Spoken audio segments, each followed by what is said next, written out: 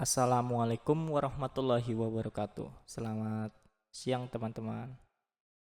Saya Dika Yuda Prawira dari kelompok 2 yang menyusul presentasi secara daring.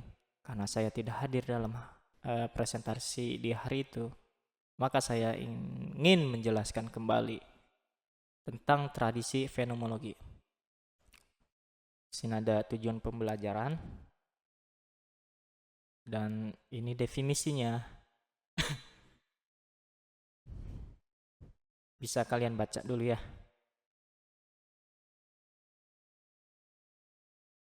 Nah, ini adalah poin penting dari PPT ini ya. Di sini ada jenis-jenis tradisi fenomenologi. Dan terdapat 3 poin. Yang pertama, klasik dari Husserl, yaitu objektif atau pengalaman murni. Husserl percaya bahwa kita bisa memahami realitas dengan menyingkirkan bias atau asumsi dan fokus pada apa yang benar-benar kita alami. Di sini memiliki fokus utama, yaitu mencari kebenaran melalui kesadaran yang terfokus, mengesampingkan kebiasaan atau kategori pribadi untuk mendapatkan pengalaman murni yang objektif. Pendekatannya yaitu kebenaran bisa kita peroleh dari pengalaman langsung dan catatan fenomena yang menerpa pengalaman manusia. Yang kedua ada fenomenologi persepsi dari Merleau-Ponty, yaitu subjektif, manusia dan makna, yang dimana ini adalah fokus pada bagaimana hubungan antara manusia dan benda itu akan bisa menciptakan makna secara pribadi. Dalam fokus utamanya yaitu menentang objektivitas sempit fenomenologi klasik yang memandang manusia itu sebagai gabungan fisik dan mental yang menciptakan makna di dunia secara subjektif. Pendekatannya yaitu makna pada benda itu bergantung pada pengalaman subjektif manusia dan hubungan antara manusia dengan benda tersebut. Pada poin ketiga ada hermeneutik dari Heidegger, yaitu gabungan pengalaman dan bahasa. Bahasa itu berperan besar dalam membentuk realitas karena kita memahami sesuatu berdasarkan cara kita membicarakannya. Nah, fokus utamanya itu adalah menyatukan pengalaman dengan interaksi bahasa dan sosial, yang dimana pengalaman alami itu diperoleh manusia dari penggunaan bahasa dalam kehidupan sehari-hari. Pendekatannya itu bahasa dan kata-kata merupakan kendaraan yang menentukan makna berdasarkan pengalaman yang membentuk realitas yang dicermati juga dalam lingkup bahasanya. Selanjutnya ada ciri-ciri fenomenologi.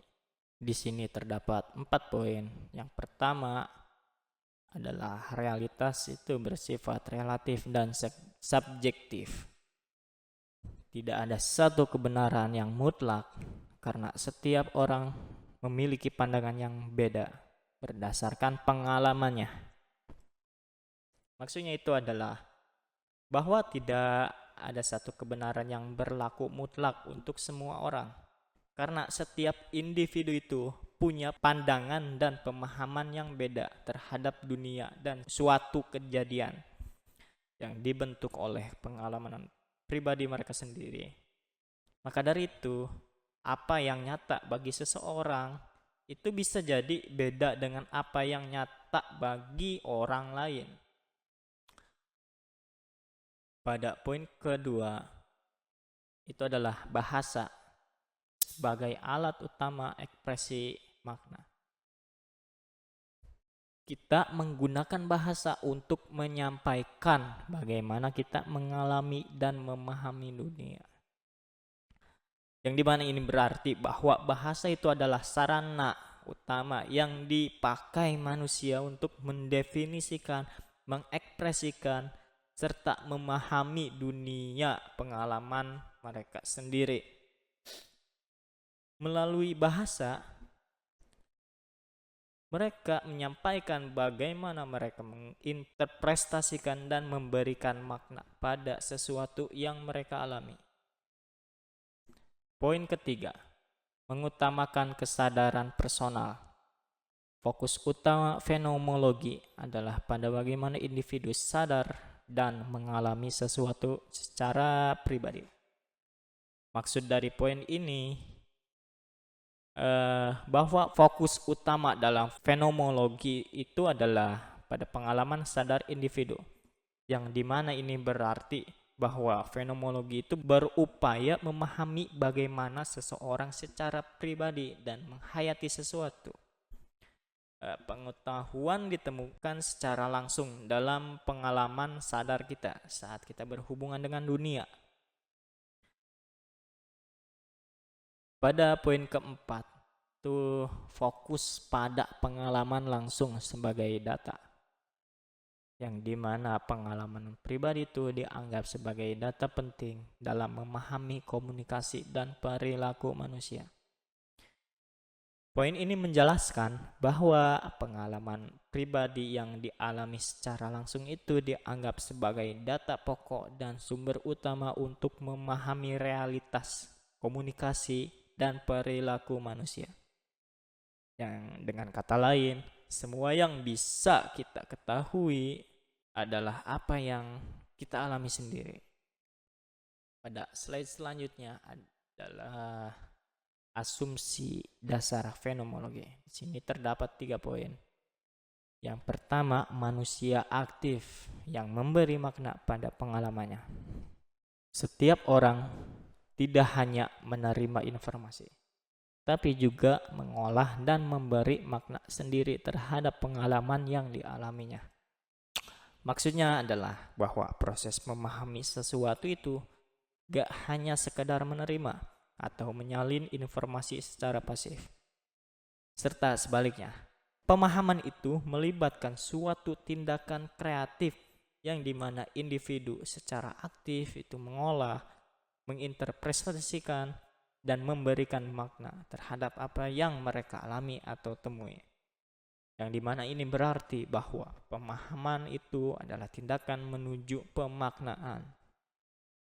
Yang kedua, pemahaman adalah tindakan kreatif, yaitu proses memahami sesuatu melibatkan kreativitas, bukan hanya menghafal atau menyalin informasi. Asumsi ini berarti bahwa setiap orang tidak hanya menerima informasi atau pengalaman secara pasif, tapi juga secara aktif menginterpretasikan pengalaman-pengalamannya dan mencoba memahami dunia dengan pengalaman pribadinya. Mereka memberikan makna atas sesuatu yang dialaminya. Pada poin ketiga, paradigma membentuk cara pandang terhadap realitas. Cara seseorang memandang dunia itu dipengaruhi oleh paradigma atau kerangka berpikir yang ia miliki. Poin ini menjelaskan bahwa cara seseorang memandang dan memahami kompleksitas dunia nyata yang sangat dipengaruhi oleh paradigma atau kerangka berpikir yang ia miliki. Paradigma ini tertanam kuat dalam sosialisasi individu dan praktisinya, yang menunjukkan apa yang penting, absah, dan masuk akal bagi mereka. Pada slide selanjutnya ada aspek fisiologis. Sini terdapat 3 poin juga. Yang pertama, ontologi, yaitu realitas adalah konstruksi sosial, yang dimana realitas itu dibentuk oleh manusia dan konteks sosialnya, bukan sesuatu yang sudah pasti ada. Maksud dari poin ini bahwa realitas itu tidak bisa dianggap sebagai sesuatu yang sudah pasti ada secara objektif dan terpisah dari manusia, dan sebaliknya, realitas itu dipandang sebagai sesuatu yang dibentuk atau dikonstruksi oleh manusia dalam konteks sosialnya. Kebenaran bersifat relatif, yaitu sesuai dengan konteks spesifik yang dinilai relevan oleh para aktor sosial. Poin kedua, adalah epistemologi, yaitu pengetahuan bersifat interpretatif, yang dimana pengetahuan itu diperoleh melalui interpretasi individu, bukan hanya observasi objektif. Yang dimana ini berarti bahwa pengetahuan itu dia diperoleh hanya melalui observasi objektif semata. Pengetahuan itu diperoleh melalui sudut pandang interpretasi subjek, dengan kata lain, pemahaman seseorang terhadap dunia dan fenomena itu didasarkan pada bagaimana ia menginterpretasikan pengalamannya. Dan poin ketiga itu adalah aksiologi, yaitu nilai dan etika menjadi bagian penting dalam pemahaman. Dalam memahami suatu fenomena, nilai-nilai dan moral individu itu ikut mempengaruhi maknanya. Maksudnya itu adalah bahwa dalam memahami sesuatu fenomena atau menginterpretasikan pengalaman, nilai-nilai etika dan pilihan moral individu itu menjadi bagian integral yang memengaruhi maknanya. Nilai-nilai ini tidak bisa dipisahkan oleh proses penyingkapan makna. Dan slide selanjutnya ada gagasan utama dari Stanley Dietz. Sini terdapat 3 poin juga. Pada poin pertama ini ada pengetahuan berasal dari pengalaman sadar langsung, yaitu kita tidak belajar hanya dari teori, tapi dari pengalaman nyata yang kita sadari. Gagasan ini menyatakan bahwa pengetahuan itu ditemukan secara langsung dalam pengalaman sadar kita saat kita berhubungan dengan dunia. Kita tidak hanya belajar dari teori atau konsep abstrak, tetapi dari pengalaman nyata yang kita alami dan sadari secara langsung. Yang dimana ini berarti bahwa pengalaman sadar seseorang itu terhadap sebuah fenomena yang merupakan sesuatu secara aktif bisa dipahami dan digali untuk menjadi landasan teoritis. Pada poin kedua, makna benda tergantung hubungan personal dengannya. Misalnya, sebuah kursi bukan hanya tempat duduk, tapi bisa berarti tempat favorit atau tempat kenangan. Maksudnya adalah bahwa arti yang melekat pada suatu benda terdiri atas kekuatan benda tersebut dalam kehidupan seseorang. Dengan kata lain, bagaimana Anda berhubungan dengan benda tersebut menentukan makna benda itu bagi Anda. Misalnya, sebuah kursi mungkin bukan hanya sekedar tempat duduk, tapi bisa memiliki makna tempat favorit atau tempat kenangan karena pengalaman pribadi seseorang dengannya.